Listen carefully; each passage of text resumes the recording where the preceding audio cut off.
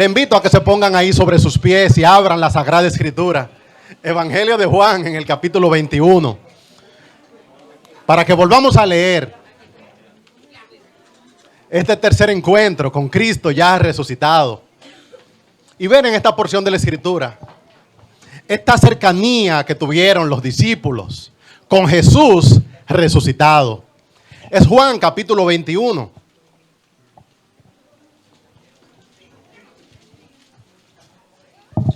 El tercer encuentro de los discípulos con el Maestro después de haberle visto en la cruz. Dice así la Sagrada Escritura, la palabra del Señor, Evangelio de Juan, capítulo 21, desde el 1 y hasta el 14. Es la cercanía de estos discípulos con Jesús ya resucitado. Dice así la Sagrada Escritura. Juan, capítulo 21. Jesús se aparece a 7 de sus discípulos. Después de esto, Jesús se manifestó otra vez a sus discípulos junto al mar de Tiberías. Y se manifestó de esta manera.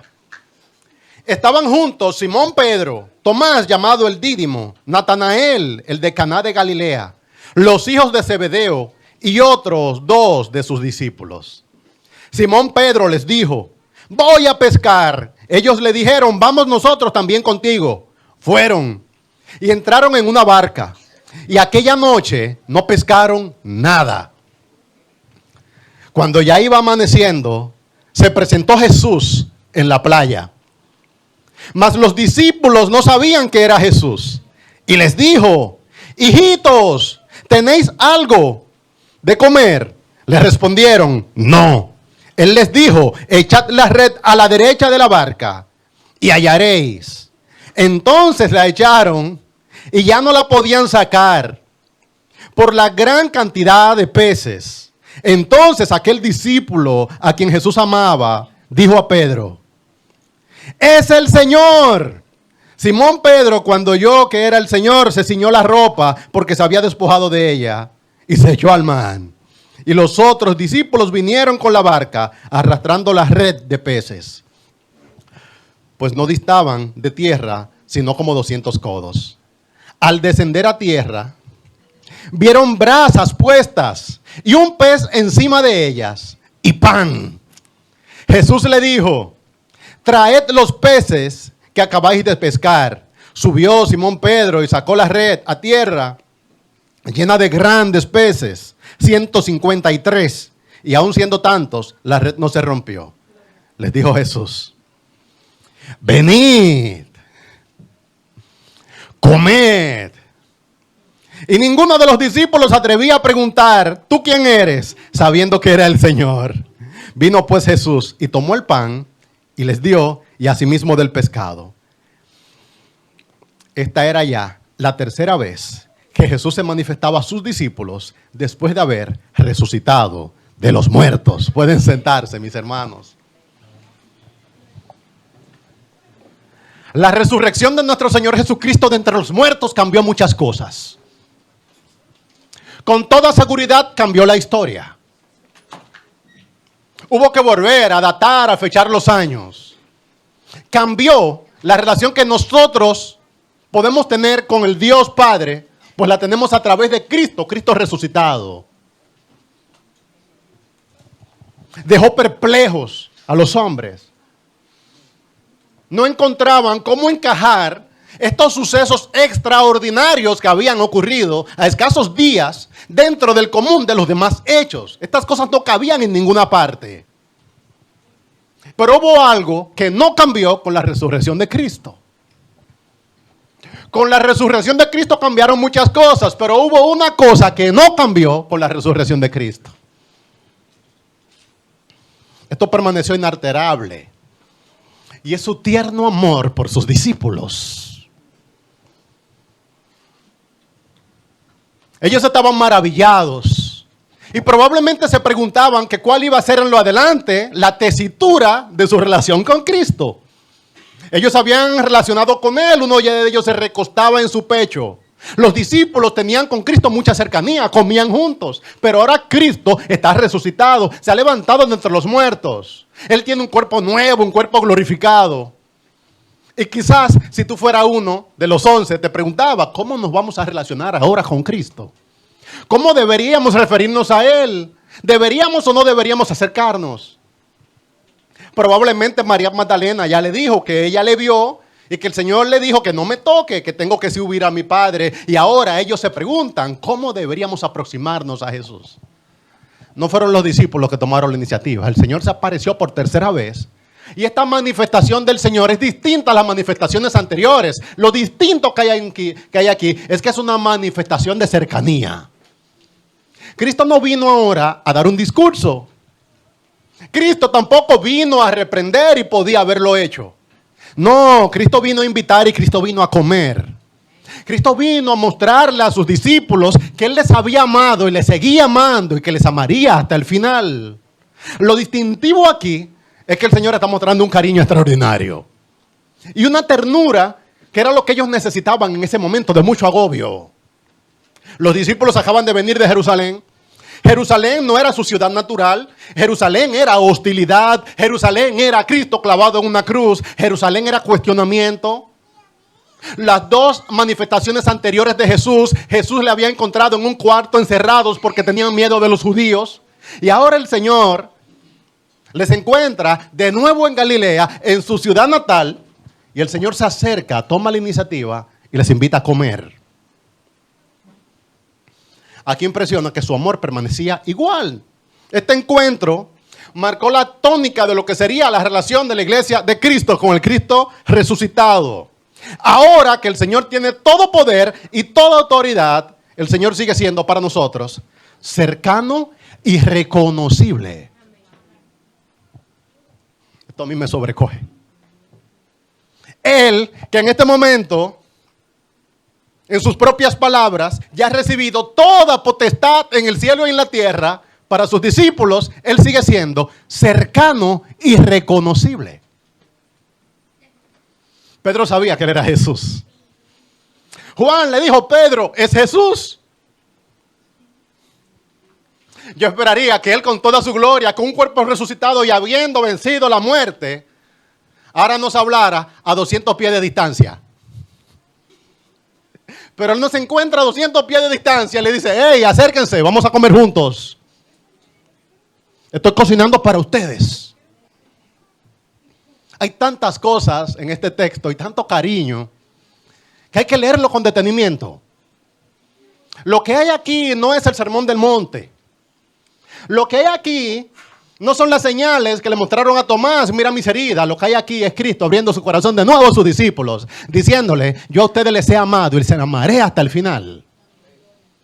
La cruz cambió muchas cosas, pero mi cariño por ustedes sigue estando intacto. Aquí estaba Tomás. Aquí estaba Pedro. Tomás fue aquel que dijo que a menos que yo ponga la mano en la herida, entonces no creeré. Y Tomás también comió. Aquí está Pedro, que no ha sido restaurado. Eventualmente el Señor restauraría a Pedro y le preguntaría varias veces, Pedro, tú me amas, pero el Señor ahora no vino a preguntarle a Pedro si Pedro le ama o no le ama. Vino a decirle, hey Pedro, vamos a comer. Yo leía este texto y decía, Jesucristo parece latinoamericano. Que resolvemos los problemas familiares con un arrocito. Vamos a beber un cafecito. Te guardo un chin de arroz. Ay. Cristo en este momento no vino a reprender, Cristo en este momento no vino a confrontar, Cristo en este momento vino a decirle a los discípulos que su cariño hacia Él se mantenía a ellos, se mantenía estable.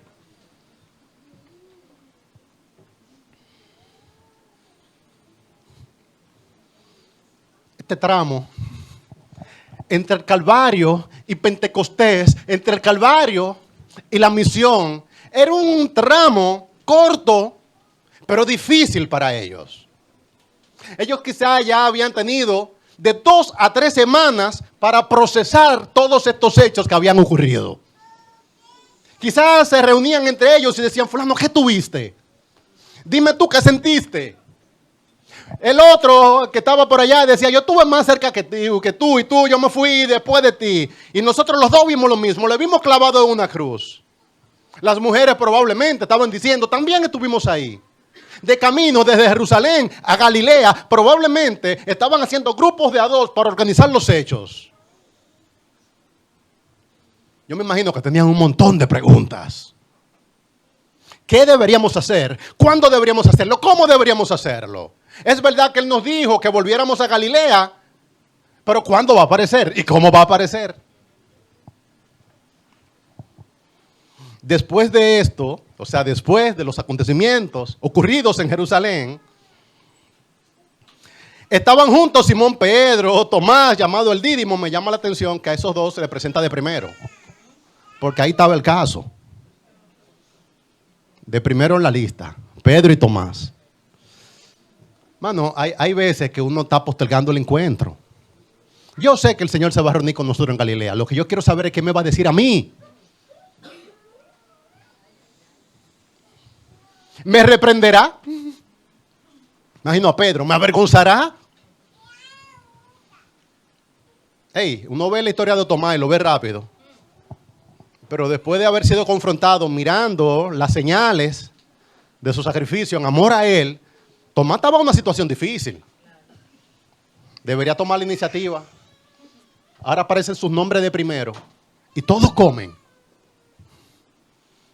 Simón Pedro les dijo, voy a pescar. Ellos le dijeron, vamos nosotros también contigo. El Señor todavía no ha llegado, el Señor todavía no ha regresado a hablar con nosotros. Ya Él resucitó, pero todavía no ha llegado. ¿Cómo va a ocurrir? ¿Veremos alguna luz refulgente? Sus ojos serán ojos como de trueno, de rayo. ¿Qué sentiremos cuando Él llegue? Ah, hermano, lo que ellos sintieron cuando Jesús regresó fue el mismo cariño que habían sentido antes. Ya Jesús había aparecido a María Magdalena. Ya se había aparecido 2 veces a sus discípulos. Y esas apariciones no había tenido larga conversación ni muchas palabras, tampoco mucha cercanía. Quizá ellos piensan, mira, ya Jesús resucitado no es como antes. Es diferente. Ellos mismos todavía no parecen ser apóstoles de Jesucristo, sino solamente pescadores. Y esto también llama la atención. Los discípulos de Cristo no asumieron la misión de Cristo por una iniciativa personal. 3 años después de haber convivido con Jesús, después del Calvario, todavía siguen siendo pescadores comunes y corrientes. No estaban por la calle dando testimonio con valentía. Le faltaba el impulso que recibieron el día de Pentecostés. Ellos eran los discípulos de Cristo, pero todavía Pedro no parece ser el Pedro de las epístolas. No parece el hombre del libro de los Hechos. Es un paréntesis entre el Calvario y Pentecostés, donde los discípulos de Cristo todavía eran discípulos muy pasivos. Y aquí quiero hablarle a la iglesia. Hay un paréntesis entre tu salvación y tu momento de utilidad para Dios. Y yo estoy persuadido de que hay una gran cantidad de creyentes que efectivamente han sido salvados, pero todavía no son tan útiles para Cristo como podrían serlo. Estoy persuadido de que hay creyentes que la cruz de Cristo ya tuvo sentido para ellos, que su sangre ya obró a favor de ellos, pero que todavía no se proyectan como testigos de Cristo. Tomás, Pedro, Natanael, los hijos de Zebedeo en este momento todavía siguen siendo pescadores. Salvados, pero pescadores. Hay un paréntesis entre tu salvación y tu utilidad. Yo tengo una carga de que tú no solamente seas salvo, sino también útil. Y en este momento vemos discípulos salvados, pero no todavía con el poder que tuvieron después. De hecho, su pasividad actual confirmará luego que su poder no era un asunto humano, sino que era una obra sobrenatural de Dios en ellos. Y mientras yo estudiaba este texto, tenía una santa expectativa de que probablemente mis hermanos que ya son salvos puedan experimentar el poder de Dios que experimentaron los primeros discípulos de Cristo, dejar de nuevo las redes y comenzar a dar testimonio de Cristo. Dice la Escritura que el Señor pone tanto el querer como el hacer por su buena voluntad. Y el mismo Señor que te salvó, el mismo Señor que te tuvo paciencia, es el mismo Señor que te puede infundir un poder sobrenatural de forma tal que tú, que eres un hombre o una mujer nominales, termines siendo un testigo de Cristo. Yo veo a los discípulos aquí al borde de este lago, que a veces se traduce como mar, y no parece que iban a cambiar el mundo. Y probablemente tú te ves a ti mismo y tú sabes que tú tienes una relación con Dios a través de Jesucristo, pero tú todavía sabes que puede ser más útil para Cristo como está haciendo ahora mismo.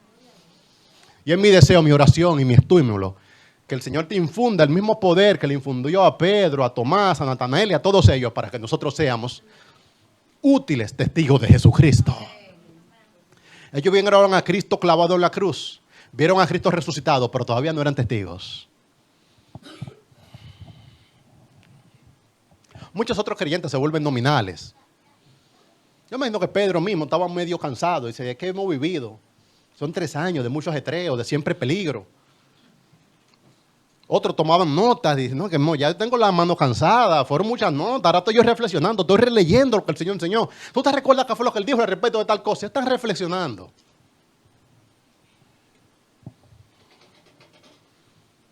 Sin embargo, este encuentro confirma algunas cosas, entre ellos, que los discípulos de Cristo no fueron amados por su utilidad para Cristo. Tampoco fueron amados por rendimiento.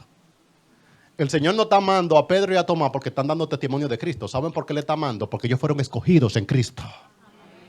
De hecho, el Evangelio de Juan dice a sí mismo, ustedes no me escogieron a mí, sino que yo le escogí a vosotros. Y le he escogido para que lleve mucho fruto. Hermano, y tú puedes recordar algo de este texto. Recuerda esto, que el Señor te escogió a ti también para que tú lleves mucho fruto. Y quizás tu vida en este momento no es tan fructífero para la causa de Cristo como podría serlo.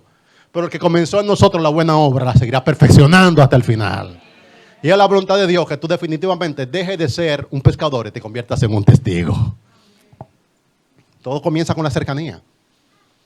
Qué interesante que el Señor no vino a apoyarle y a decirle, ustedes no se están moviendo, todavía no están dando testimonio, ¿cuándo es que van a predicar? No, el Señor le dijo, vengan, sepan que todavía yo les sigo amando. Y yo estoy persuadido que aquello que impulsará a los testigos de Cristo no es el miedo, no es el temor, no es la manipulación, sino el profundo amor que nosotros vemos en la cruz del Calvario. Y tendremos tanta pasión de hablar de este amor que los demás también verán a Cristo. ¿Qué es lo que Tomás y Pedro van a decir? Él no amó. Y cuando pudo darnos con la tablita, no nos dio con la tablita, sino que cocinó para nosotros. Y sentimos ese amor que nos sobrecoge. Esto parece un impulso casual que Pedro dice voy a pescar, pero yo en esto también puedo ver la soberanía y la providencia de mi Dios que está organizando todos los elementos, el escenario necesario para que los discípulos lleguen a ser apóstoles. En este mar, en el mar de Galilea fue que comenzó su historia con Jesús. En Lucas, al principio del Evangelio, se describe cómo el Señor les llamó. Ellos estaban pescando, no habían pescado nada. El Señor le dijo que lanzaran de nuevo la red. Y el Señor hizo un milagro donde se rompían las redes. Y ahora el Señor hace el mismo milagro la segunda vez. Le está diciendo algo. ¿Ustedes recuerdan cómo comenzó nuestra relación? Le está diciendo. Ustedes recuerdan que se encontraban perplejos también, que no sabían lo que había sucedido. En este momento ustedes tampoco saben lo que ha sucedido, pero hay una cosa que ustedes saben, es que yo les he amado. Y mi amor para ustedes responderá miles de preguntas. Mira, si el Señor me respondiera a mí esto o aquello, entonces yo le sería útil. Ay, no, hermano, no son las respuestas del Señor lo que va a traer utilidad a tu vida. Es que tú te sientas sobrecogido de que el Señor te amó a pesar de ti. Que cuando todos ellos se fueron, en la cruz se quedó solamente, según yo recuerdo, Juan y las mujeres. O sea, que los discípulos estaban en desbandada. Pedro le negó. Judas le vendió. Tomás negó la resurrección de Cristo. Pero el Señor le está amando. Mano, no hay una cosa más poderosa para que tú seas un testigo de Cristo que tú encuentres todo lo que Cristo ha hecho a favor de ti. Recuerda que Él perdonó tu pecado y que lo siguió perdonando después. A mí me sobrecogen más los pecados que el Señor ha perdonado en mí después de que yo supe que Él me estaba amando que los pecados que perdonó antes. A mí me sobrecoge más su amor después de mi salvación que el amor que me llevó a mí a la cruz. ¿Tú has pensado, hermano, la cantidad de veces que tú has deshonrado el amor de Dios y que Él vuelve y te recoge? Él vuelve y cocina para ti. Hijitos, ay, ese hijitos. Mano, ese hijitos fue la misma palabra que utilizó el Señor días antes de ir a la cruz. Le dijo hijitos. Y ahora va y le busca a la orilla del mar cuando están confundidos y le dice de nuevo, hijitos. Ese hijitos, eso es cariño. Por eso Pedro se puso la ropa y se tiró a ver al maestro, porque si hay hijitos que me están diciendo. Ay, sí, con hijitos sí. Mano, es el trato tierno del Señor con nosotros. Que después de tu pecado más grotesco, todavía Él te dice, hijitos. Hey, a Pedro todavía no lo han formalmente restaurado. Eso sucederá versículos después. Pero ya le recibió un hijitos. Yo me gozo, hermano, en esta historia. Porque es que donde yo merecía castigo, reprensión y vergüenza, el Señor lo que hace es que me acerca y me busca. Cuando yo no tendría fuerza, ni física ni emocional para buscar a Cristo, Cristo sale y de nuevo me busca. Reitero la idea, a mí me sobrecoge más las veces que Cristo ha salido en mi búsqueda después de haber perdonado mis pecados y hacerme consciente de mi salvación que la primera vez que me buscó. La lección aquí es que Cristo no solamente te salvó, sino que Cristo te sigue salvando. Que Él no solamente te amó, sino que Él te continúa amando. Que Él no solamente te llamará una vez, sino las veces que hagan falta, de forma tal que tú seas tan fructífero como Él quiere que tú lo seas. De forma tal que un creyente no solamente quiere escuchar la voz de Dios llamándole en su corazón una vez, tú quieres escucharlo muchas veces a través de tu vida. Las veces que hagan falta, Señor, de forma tal que yo que te negué, que yo que te vendí, o que yo que salí corriendo, entonces pueda decir que yo soy un testigo de Cristo. No, yo creo que Dios puede hablarte. En manera que son muy variadas. Pedro no sabía que este impulso de salir a pescar era la antreso, era el decorado, era el escenario que el Señor estaba haciendo para que Pedro supiera que el Señor le amaba a pesar de él. Interesante que el Señor nunca le dijo a Pedro, y que Pedro, tú me negaste. Ay, hermano, qué distinto es Cristo a nosotros. Si fueras tú relacionándote con el que te vendió, con el que te negó, con el que te abandonó, tú lo paras a la puerta y tú le dices, ¿tú lo vas a hacer de nuevo? Pues yo tengo aquí un arrocito puesto. Yo te puedo dejar entrar, pero ya tú cambiaste. Ya. Y toma, hay que enseñarte la mano de nuevo, ya tú estás creyendo. Yo estoy cocinando aquí. No, se llama gracia. Y la gracia del Señor no es solamente una disposición, no es solamente un acto, también es una disposición favorable a favor de nosotros. El sello de Cristo es que Él tiene ternura, amor y paciencia. Y la paciencia que yo no me tengo a mí mismo, Cristo me la tiene a mí. Quizás tú eres tan duro como yo, evaluándote. Y cuando tú te mides, tú dices, yo no tengo ningún rendimiento, yo no tengo ningún mérito, yo soy medio dubitativo. Pero Cristo te dice, ven, come. Participa en esta mesa. Estoy cocinando para ti. No importa el rendimiento, importa su gracia y su tierno amor por sus discípulos. He estado mostrando la vida de estos discípulos entre el Calvario y la misión y mostrando que no eran discípulos fructíferos todavía, pero que el amor de Dios hizo una diferencia en su corazón. Hermano, considera de dónde tú saliste y considera de dónde tú sigues saliendo. Y cuando tú veas la fuente de amor que sale del corazón de Cristo brotando a favor tuyo, entonces probablemente tú llegues a ser un testigo. Del versículo 4 al 8 se muestra una ceguera que había en ellos. Cuando ya iba amaneciendo, se presentó Jesús en la playa, mas los discípulos no sabían que era Jesús. De nuevo en la playa y de nuevo Jesús. Pero estaban pescando. Hay algo que no sé cómo explicarlo, pero que es notorio. Y es que cada vez que Cristo se apareció, los discípulos estaban turbados, confundidos, y a la primera vez no pudieron verlo. Yo veo aquí que podemos estar tan ofuscados que no reconocemos la voz de Jesús. Esta voz era conocida para ellos. Imagínate que tu maestro te diga un hijitos. Y tú digas, ¿quién que me está llamando? El maestro, es su voz. Y es el término familiar con el que él te llamaba antes. Pero quizás tú estás tan ofuscado que tú no estás escuchando la voz de Dios. No de los recursos. Que nosotros nos perdemos. Conocer la gracia más temprano. Es que estamos tan ofuscados mirando nuestra realidad que se nos olvida que Cristo está por encima de nuestras realidades. Que sin importar nuestros desvaríos, sin importar nuestros pecados, sin importar nuestra conducta, Él nos sigue amando. Y esta es la verdad que mueve la iglesia.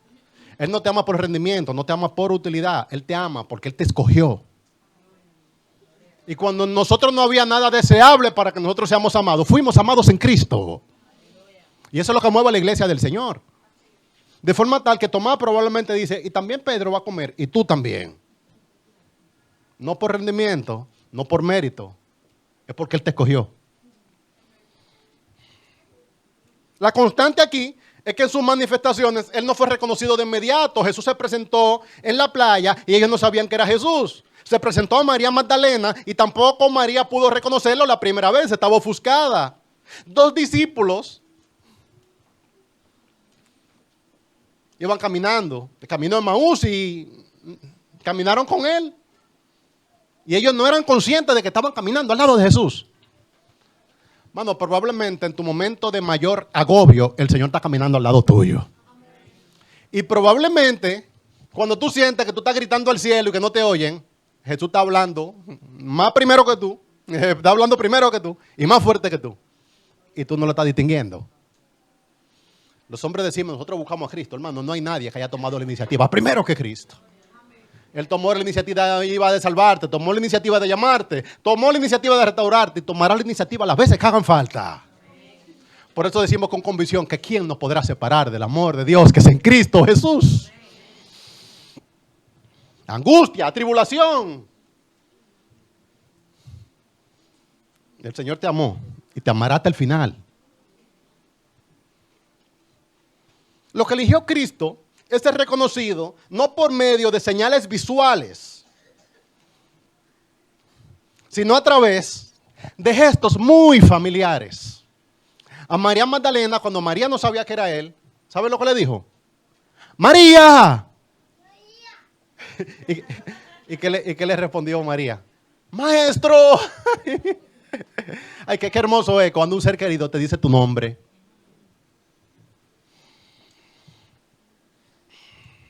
Eso es muy íntimo, le habló a su corazón. Él no tuvo que decirle, soy yo, resucité, una historia muy larga. Su nombre.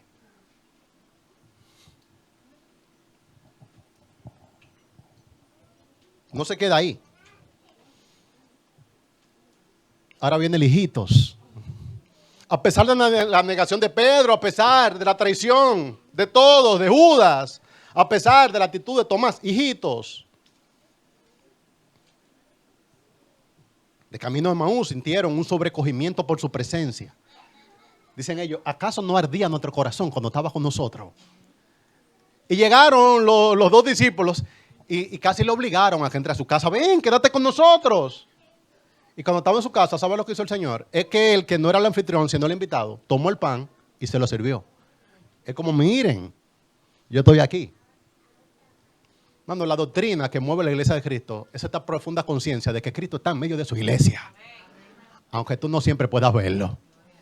Él estaba de camino a Emaús, él estaba ahí con María Magdalena y él está en este momento con los pescadores, de forma tal que decimos que Cristo está aquí. Lo que nosotros queremos es que nuestros sentidos sean aguzados de forma tal que podamos verlo. Que cuando Él te llame por tu nombre, tú le digas, maestro. Que cuando Él te diga, hijito, tú salgas a buscarle. Y que cuando Él parta el pan o te ofrezca el pez, tú le digas, Señor, yo quiero comer contigo.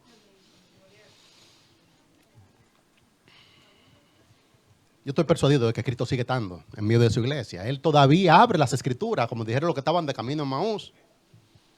Cristo sigue abriendo nuestro entendimiento y poniendo en nosotros sensibilidad. Cristo sigue sirviendo bien a su pueblo.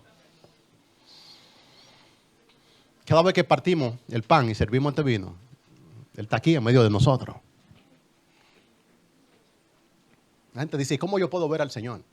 No trate de reconocerlo físicamente. Él quiso, después de la resurrección, que le reconozcamos principalmente a través de sujetos familiares. A veces un gesto, a veces una palabra.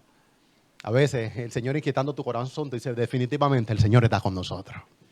Esto es locura para el mundo, pero nosotros entendemos que Cristo está aquí. Lo que nosotros queremos no solamente es saber por convicción que Cristo está aquí. Nosotros también queremos percibir que Cristo está en medio de nosotros. Y a veces hace falta un discípulo como Juan que le diga a Pedro, Pedro, el Señor está aquí. Ay, hermano, a veces un creyente te dice, el Señor está aquí. Está orando con otro creyente. Y cuando él está orando, tú puedes sentir la presencia de tu Dios. Demuéstrame que el Señor está aquí. Es que eso es a mí que Él vino a llamarme. Soy yo, que soy su discípulo, que yo puedo escuchar su voz. La idea que he estado transmitiendo es que Cristo después de la resurrección sigue siendo cercano y reconocible para su pueblo. El Señor vino como a despertarlo. Yo quisiera que tú también seas despertado. ¿Qué es despertarlo? Es hacerles consciente de que Él estaba ahí. Es común que el Señor apele a recuerdos familiares, como tu llamamiento, para que tú recuerdes que tú no eres un hombre común y corriente, que el Señor te llamó. Atesora eso. A veces el Señor te permite vivir una experiencia que evoca otra experiencia que tú tuviste con Él. Eso es común. Quizás el encuentro con otro creyente, con quien en otro tiempo tú caminaste junto al Señor, y cuando tú ves eso, tú dices, wow, pero definitivamente que yo me he alejado, estoy pasivo, yo soy suyo. Cada vez que bautizamos a un creyente, todos nosotros recordamos nuestro propio bautismo. Y tú te retrotraes a ese momento donde el Señor cambió tu historia. Quizás hay canciones. Recuerdo siempre a mi hermano Augusto Daneri, que ya está en la presencia del Señor. Había una canción que él la pedía. Si acaso se me olvida. Y cuando esa canción, el pueblo del Señor cantaba esa canción, él recordaba su propia salvación. Y él podría evocar ese momento donde el Señor a él también le salvó. Esa es la canción, si acaso se me olvida, si acaso se me escapa, si acaso se me nubla la mirada, llévame al madero. Y él cantaba esa canción con ese gozo porque recordaba su propia salvación. Mano, hay un himno que habla a tu corazón.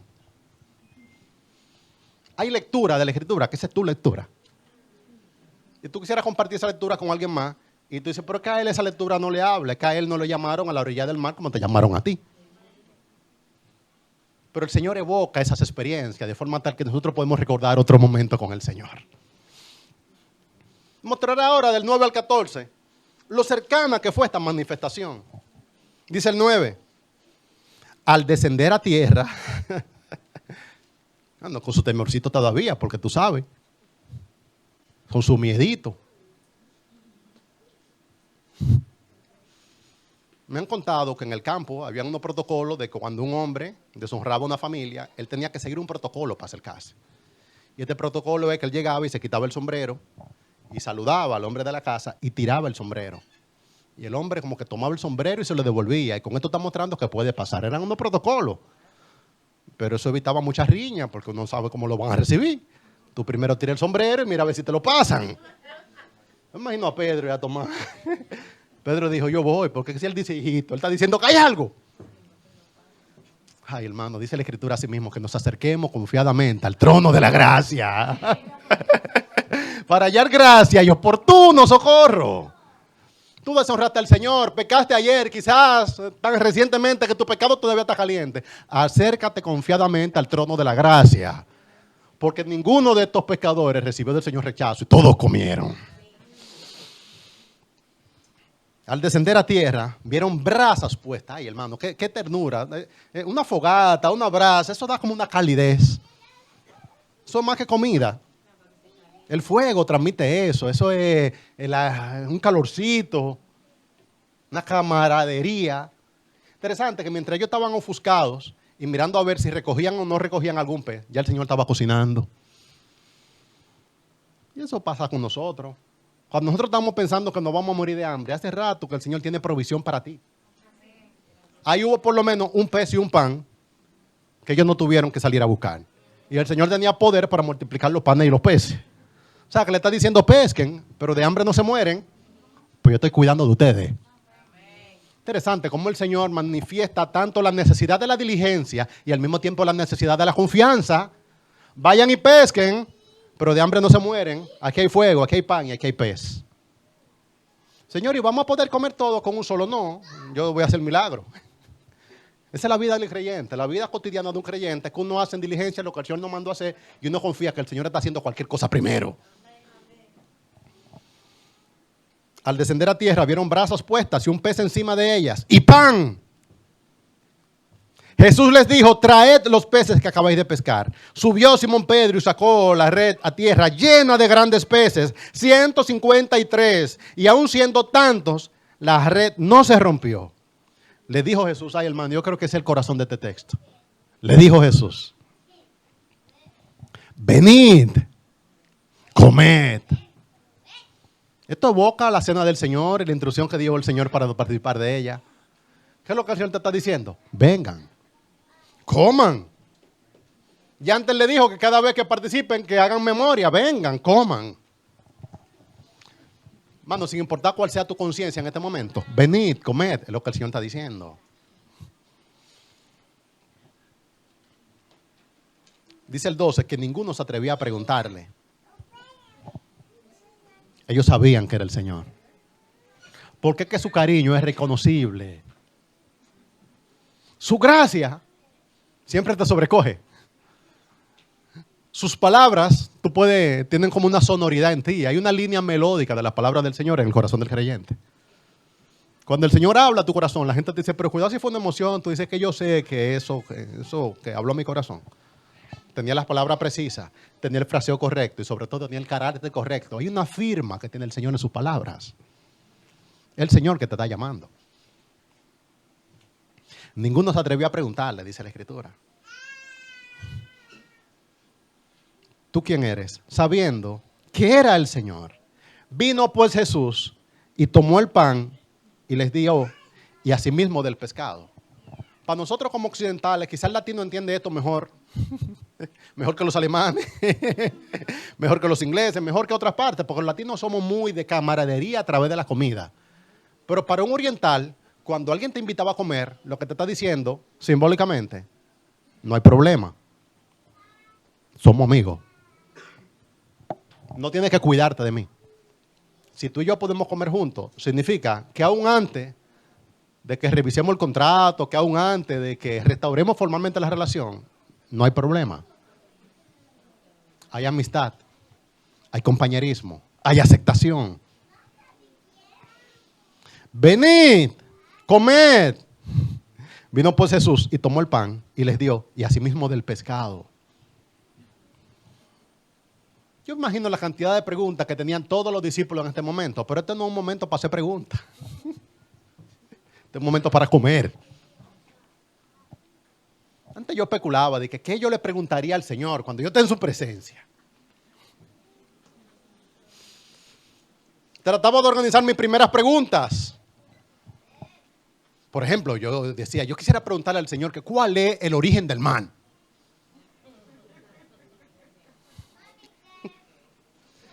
Señor, explícame ahora cómo es que funciona el concepto del tiempo. ¿Qué es lo que hace que el tiempo sea tiempo? Explícame.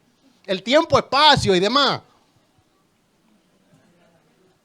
¿Dónde es que hacen esquina la soberanía de Dios con la libertad humana? ¿Cómo es que eso funciona? Oye, Señor, Marco, el hombre aquel al cual Pedro le quitó la oreja, ¿fue salvo? Y cuando se encontraron en el cielo, ¿qué dijeron? Y Saulo de Tarso y Esteban se conocieron. Mano, yo tenía una serie de preguntas que quería hacerle al Señor cuando llega a su presencia. Oye, Señor, así rascándome la 100. Oye, Señor, aquel suceso del Antiguo Testamento de Saúl y la divina de Endor. ¿Qué tú crees?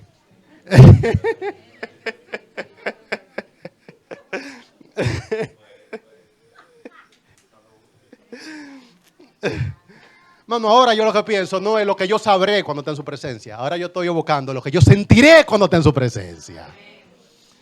Y cuando yo esté en la presencia del Señor, yo voy a sentir lo mismo que sintieron los discípulos cuando estaban comiendo con Él a la orilla del lago. Yo voy a sentir paz, descanso, plena seguridad, completa aceptación, mucha dignidad. Cuando tú estés en la presencia del Señor, probablemente tú tengas tal nivel de deleite y plenitud como tuvieron los discípulos cuando estaban en el monte de la transfiguración o cuando estaban los discípulos de camino a Maús. Tú podrías sentir tal nivel de aceptación, de dignidad, de paz, de sosiego, de tranquilidad, que tú te vas a quedar sin pregunta. Yo sé que cuando yo me encuentre con Él, me voy a sentir muy digno. Y yo voy a sentir que ya nada hace falta. Y alguien va a querer hacer ruido. Dice, Señor, ya que estamos aquí todos juntos, déjame preguntarte, cállate. Ay, perdóname, hermano, estamos en el cielo. Pero aparece uno inoportuno que cuando uno esté en la tierna comunión con el Señor, en ese deleite en su presencia, van a querer hacer preguntas. Fulano, estate quieto. Que el Señor está aquí, nosotros estamos con Él. Y ya todo pasó. Ya no hay miedo, ya no hay temor, ya no hay riesgo. Ya nosotros no solamente sabemos que nada nos podrá separar del amor de Él, sino que estamos gozando aquí de su amor. Estate quieto y deleítate. Ahí es que hace sentido, hermano, la palabra del poeta que dijo que solamente una palabra, solamente una oración. Cuando llega a tu presencia, oh Señor, solo déjame mirarte cara a cara, aunque caiga derretido en tu mirada, derrotado desde el suelo, tembloroso y sin aliento. Aún te seguiré mirando, mi maestro. Cuando caiga ante tus plantas de rodillas, déjame llorar pegado a tus heridas. Y que pase mucho tiempo y que nadie me lo impida. Que he esperado este momento durante toda la vida. Cuando tenemos la presencia del Señor, hermano, eso es lo que nosotros vamos a sentir. ¿Cómo se ve el Evangelio? Miren, el Evangelio es la buena noticia de que Cristo tomó la iniciativa para ir a la cruz del Calvario y morir en nuestro lugar. Y el Evangelio también es la buena noticia de que después del Calvario, Cristo sigue tomando la iniciativa para salir a buscarnos otra vez e invitarnos a tener una relación cercana con Él.